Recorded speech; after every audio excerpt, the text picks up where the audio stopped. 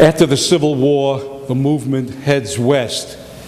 It is no longer the spiritual, but it's certainly about nature and preservation and these incredible landscapes by Bierstadt and Moran. Next, please. That's Jasper Cropsey. By the way, the millennial age, 1854, just before the Civil War, they realized that something was coming.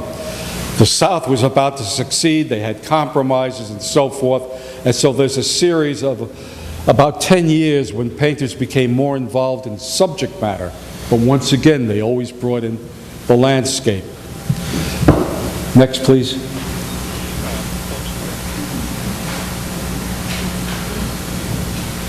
That's an early painting by Thomas Cole. He did several series that were based on life, the course of empire, which should be published everywhere in schools for today, because he shows in a progression of paintings the rise and fall of America. The beautiful wilderness, the modest, humble buildings, the great classical empire, and the destruction of the empire back into nature. Interesting painting when you consider it's 200 years ago, and he's giving us a warning, as all of them did, about the expulsion from the Garden of Eden. And they considered America the Garden of Eden. Next. Just got this image today, and I thank Ken, wherever he is, of the Art Students League, for being able to add this on. This almost looks like a Hudson River School painting. You can see parts of Gifford, you can see parts of Autumn on the Hudson, a little of Durand, but the point is, he's not just making a Hudson River School painting. He feels, and even in some of his writings, this artist, who's just opening up this week with his first show, is starting to address the same spiritual high standards that inspired the Hudson River School. Next. Same thing. This artist is just having a new show, just starting this week. You see a bit of Hopper, and then you see the American Hudson River School landscape together. It's also being motivated, the artist, by more than just painting, by more than just the images. Like Hopper, like Homer, he's inspired.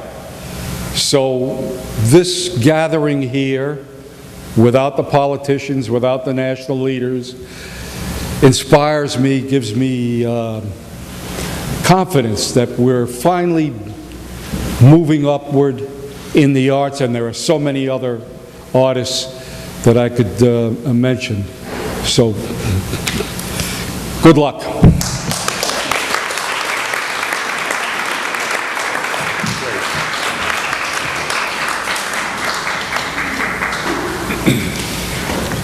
Our next speaker is a distinguished author, well known mostly for a number of books examining the condition of the American landscape in the last half century, notably the geography of Nowhere, Home from Nowhere, The City in Mind, and The Long Emergency, and also recent works of fiction, World Made by Hand and The Witch of Hebron. He also has a popular blog, the name of which I may spare you for the moment. I'll go ahead. It's called Clusterfuck Nation. It's a wonderful, good. You have to enjoy it in due course. Anyway, it gives me great pleasure to introduce to you James Howard Kunstler.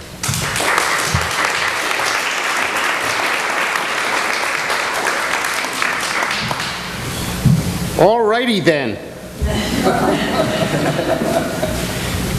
Alrighty, so let's go to the first image there. In the long lineage of interpretations of the American landscape, this is where we arrive in our time, at the apex. The motif has changed. It's no longer about the grandeur of nature, but the grandiosity of real estate. And we understand a little bit more about our time. And next slide. I think that there's really one duty for a painter of the landscape, and I think Jim McElhinney illuminated this for me many years ago. It's really to understand what your subject is first, which is a very difficult assignment, actually, to decide what your subject is, and then to decide what your attitude about that subject is. And this is a search that can either take years or never actually be consummated.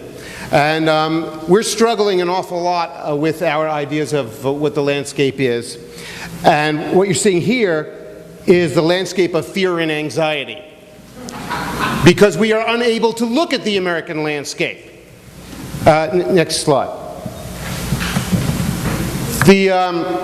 I decided to confront the American landscape for what it is. My paintings are devoid of irony. They're not ironical paintings, they're simply the landscape of our time. They're not polemical paintings. I am happily free from the need to innovate anything. I'm not trying to be a pioneer. I'm not trying to find the dark side of the moon of my subject matter. I'm just trying to see what I'm looking at. And as the great American, contemporary American artist R. Crumb said about this landscape, you can't make this shit up. Next. Thomas Cole was renowned for beating a path back to Europe, along with many other American artists. And they beat a path back to Europe in order to find a human imprint on the landscape, because it was hard to find on the American scene. The American scene was so young and so little had developed. So they went over there to find the human imprint, and I am out in search of the human imprint. Next. And my subject matter is the upper Hudson Valley north of Albany. And I'm interested in finding the things that are in it and depicting them really pretty much for what they are. Next slide.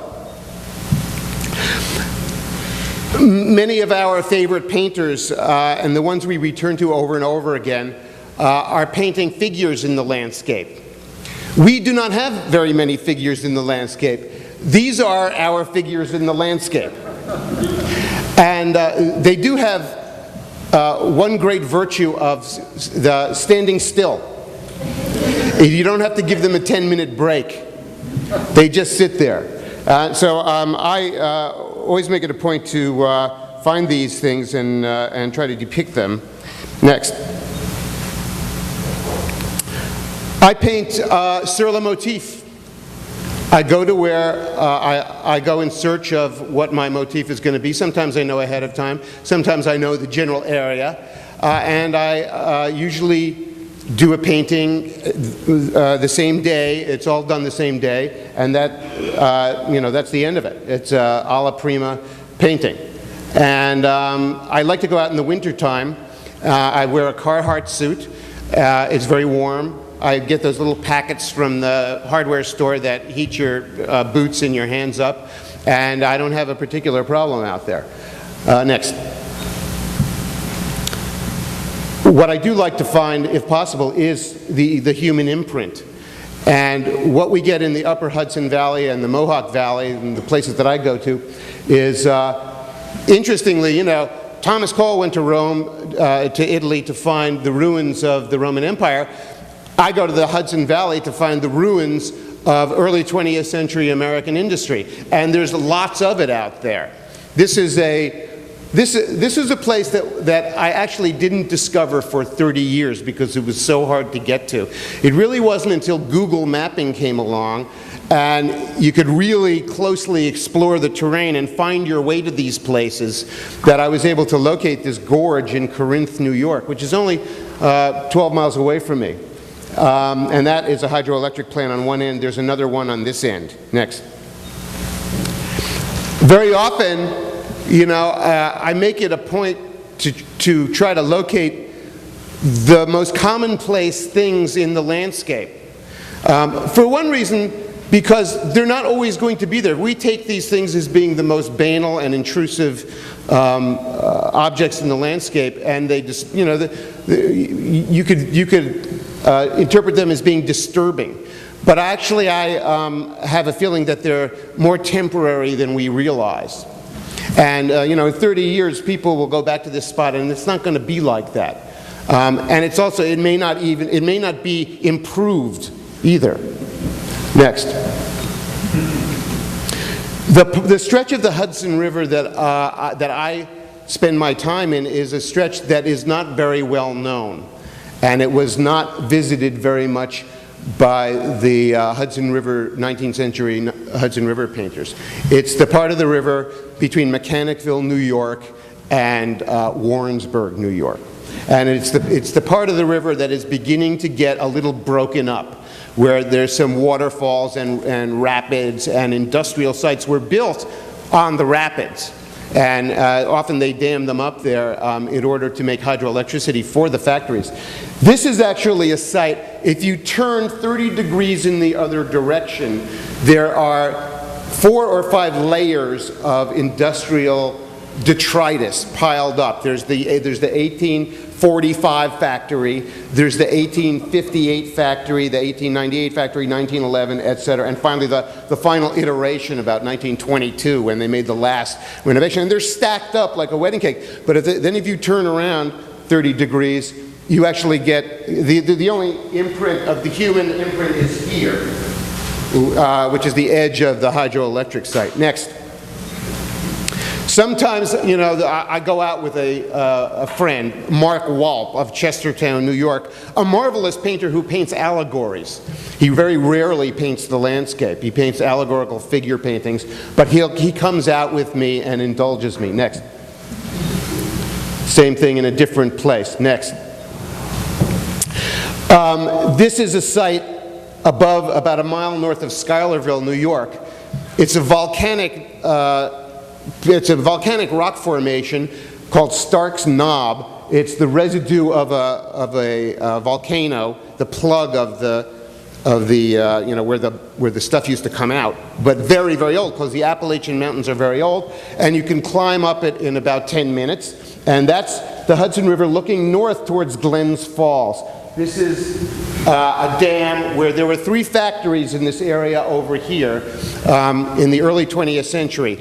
A couple of box mills where they made cardboard cartons, and a wallpaper factory, and there's nothing left except some foundation ruins. So, you know, it is amazing how little is left of the industrial landscape of America in this, what had been the industrial heartland of the Northeast. Next.